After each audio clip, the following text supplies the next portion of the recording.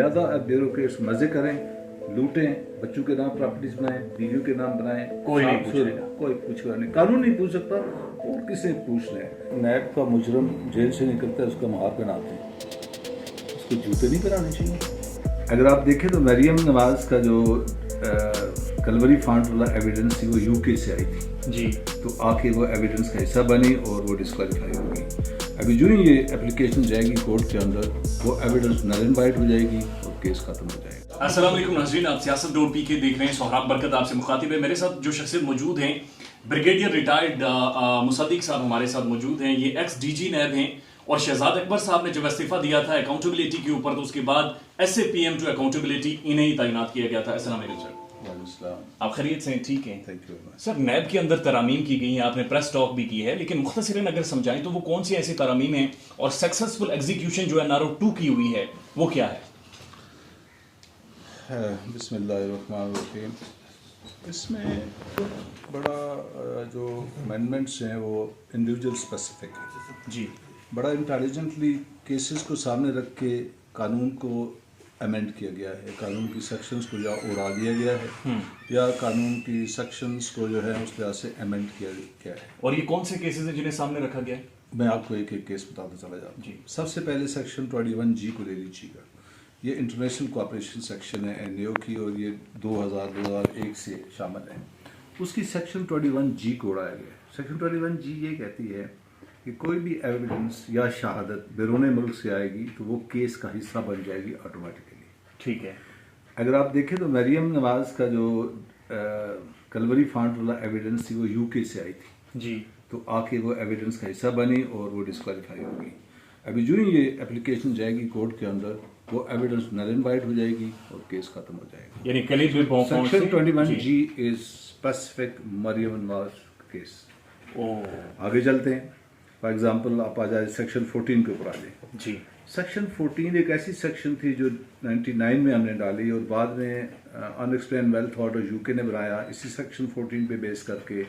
Illicit word order illicit wealth order Switzerland में आया इसी सेक्शंस के ऊपर। इतनी ये ज़बरदस्त सेक्शन थी। इस सेक्शन में ये होता है कि अगर आप एक चीज़ ऑन करते हैं, प्रॉपर्टी ऑन करते हैं तो आपको जस्टिफाई करना पड़ता है। इसका इनकम टैक्स लॉ में भी है कि ये आपने पैसा कहाँ से लाया, मनी ट्रेल आपने देनी होती है। जी जी जी, तो नवाज शरीफ का केस जो था वो यही था कि पैसे कहाँ से आए, मनी ट्रेल वो नहीं दे पा रसीदा दे, ये वही केस है। यही वही है मनी ट्रेल।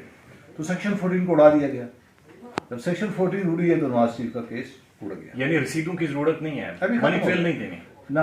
अभी नैब ने साबित करना है कि उन्होंने इंग्लैंड में 16A और 16 और 1770 जो इनके पार्कलैंड के फ्लैट्स हैं वो हमने साबित करना है कि उन्हें कैसे खरीदे, जो कि वाइट कॉलर क्राइम्स के अंदर humanly it is not possible.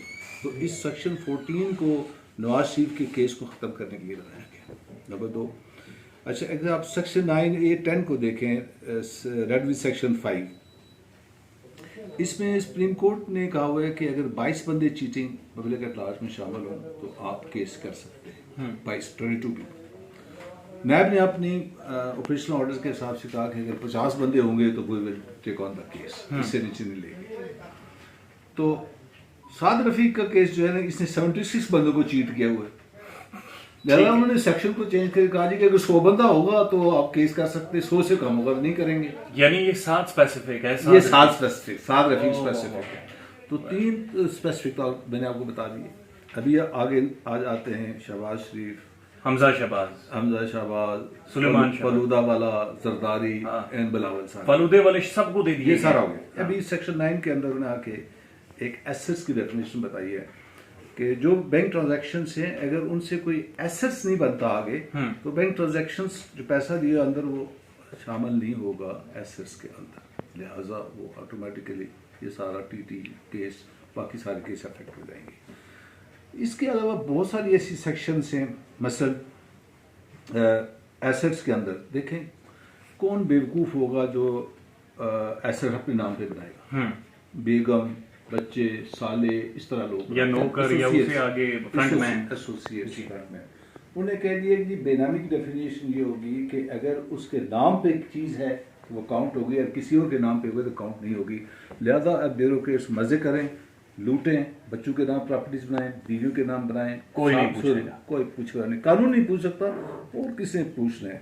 तो ये जनाब उन्होंने एक ये अमेंडमेंट की है। एक और लॉ है जो इंटरनेशनली एस्टेब्लिश लॉ है, वो है लिविंग बियॉन्ड मीन्स, वसाइल से ज्यादा अखराजात। जी, आपकी तनख्वाह 1000 है और आप 5000 खर्च कर रहे हैं, तो आपसे सवाल पूछा जाता है कि आप ये कहाँ से खर्च कर, वो सेक्शन ने उसमें से उड़ा दी है, वो भी खत्म कर दी। अच्छा, ये सब के लिए या सिर्फ इस ये सबके लिए, सबके लिए, This ठीक, is for everyone. यानी कोई भी बंदा 2 नंबर तरीके से पैसे कमाए कोई नहीं पूछेगा।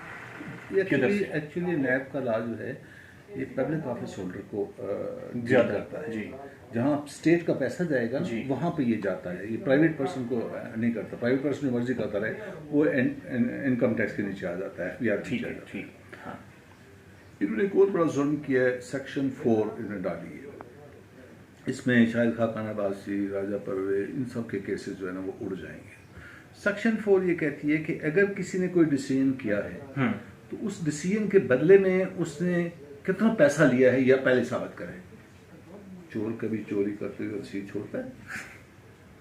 मतलब लोग घरों से करोड़ों अरबों रुपए क्यों निकल रहे हैं? वो करोड़ों अरबों रुपए इसलिए निकल रहे हैं कि लोग अभी इस तरह से नहीं पैसे लेते कि कोई बैंक में रखेगा या ऐसा सुनाएगा। लोग घरों के अंदर रखते हैं, सोने की सूरत में और 5000 के नोटों की सूरत में रखते हैं, या फिर डॉलर्स की सूरत में, जिस सूरत में रखे हमने देखा घरों से पैसे निकल रहे हैं।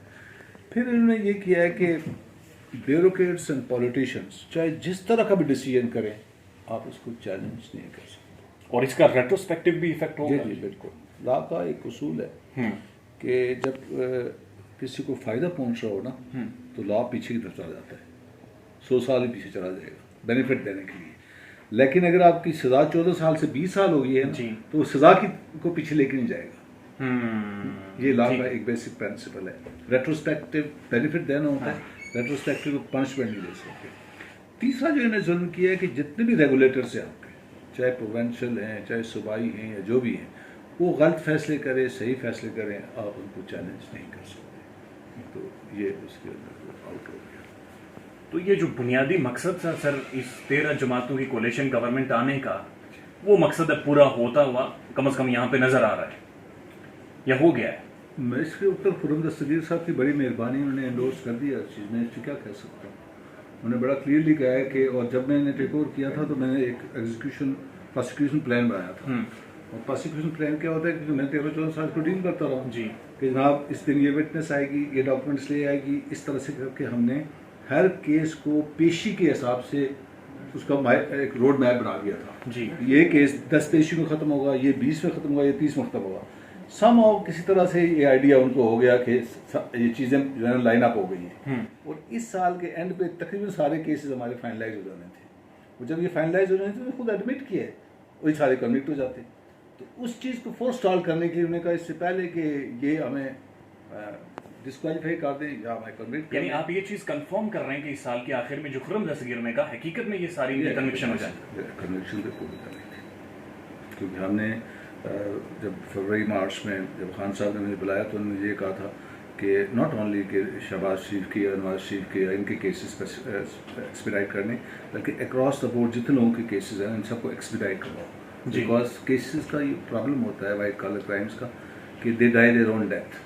अगर आपको छोड़ देना तो इनकी एविडेंस मिटना शुरू हो जाती है, रिकॉर्ड अल्टर होना शुरू हो जाती है, विटनेसेस मरना शुरू हो जाते हैं, आग लगा दी जाती है। हाँ, वो बहुत सारे बक्से टूट जाते हैं, पंजाब में ताला टूट जाता है और कराची में एमक्यूएम पूरे फ्लोर को आग लगा देती है। ऐसा ही पंजाब में भी ऐसा ही होता रहा। तो वो इसलिए खान साहब ने जो ऑर्डर दिया था कि इन सब केसेस को एक्सपीडाइट करवाएं, चलाएं आगे। तो उस लिहाज से हम ये नहीं कि स्पेसिफिक इनके केसेस थे, जितने भी केसेस थे जो मेरे बोर्ड के ऊपर थे वो सारे हम उस लिहाज से। खान साहब ने सर एक बात की थी जो अभी तक मुबहम है किसी हद तक। उन्होंने कहा था कि बहुत सारे बड़ों के पास गया लेकिन उनके लिए करप्शन मैटर ही नहीं कर रही थी, उनके लिए करप्शन कोई बड़ी चीज नहीं थी। आप समझते हैं कि जाहिर एक रिजीम चेंज ऑपरेशन किया गया और उसमें ना सिर्फ ये पॉलिटिशियन शामिल है जिनके ये सारे केसेस थे, बल्कि वो भी शामिल है जिनके लिए करप्शन इस मुल्क में मैटर ही नहीं कर रही थी। ऐसी है, खान साहब ने बिल्कुल सही कहा है।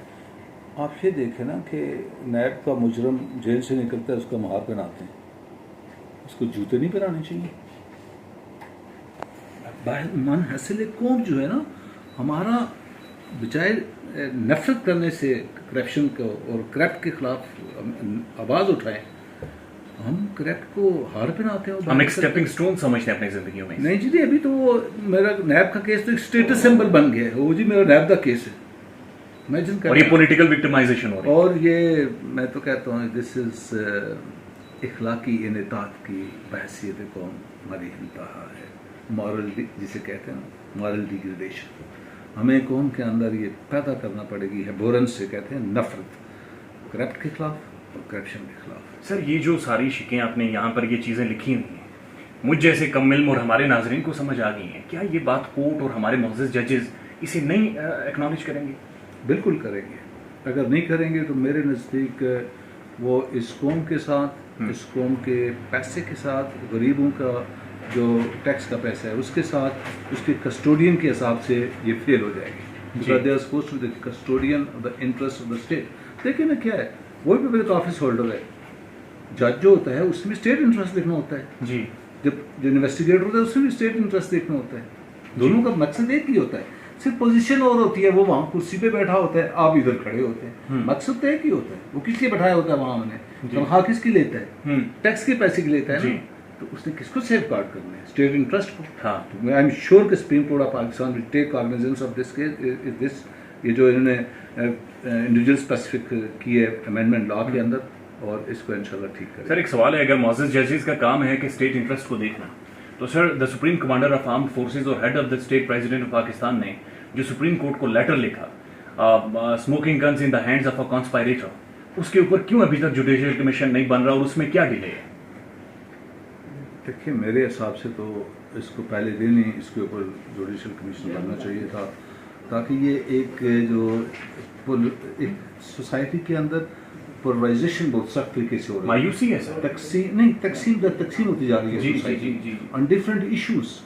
उन इश्यूज को रिजॉल्व करना ये हमेशा जुडिशरी का काम होता है, ताकि दूध का दूध और पानी का पानी हो। हम कहें जी कि वो साइफर था कि था, खत था या नहीं था, कॉन्स्पिरेसी थी या नहीं थी, ताकि अवाम क्लियर हो ना, अवाम शुड गेट क्लियर, ताकि वो जो थड़ों पे और होटलों में जो बहस होती है, लोग उलझते हैं, तो वो उलझना बंद हो जाएगा, सोसाइटी के पोलराइजेशन है वो खत्म हो जाएगी। ब्रिगेडियर साहब समझते हैं कि अवाम में गुस्सा है इस वक्त?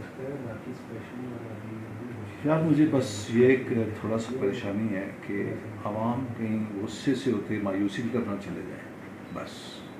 बस मैं दुआ करता हूँ, गुस्सा बहुत ज़्यादा है, इतना ज़्यादा गुस्सा है कि परसों मेरे एक कोलीग थे, वो बात करते हुए रो पड़े, हालांकि वो बड़े सीनियर ब्रिगेडियर थे, इस दौरा जरूरत नहीं क्या क्या, तो मैं कही आप इतने ज़्यादा वो हो गए सेंटिमेंटल हो गए।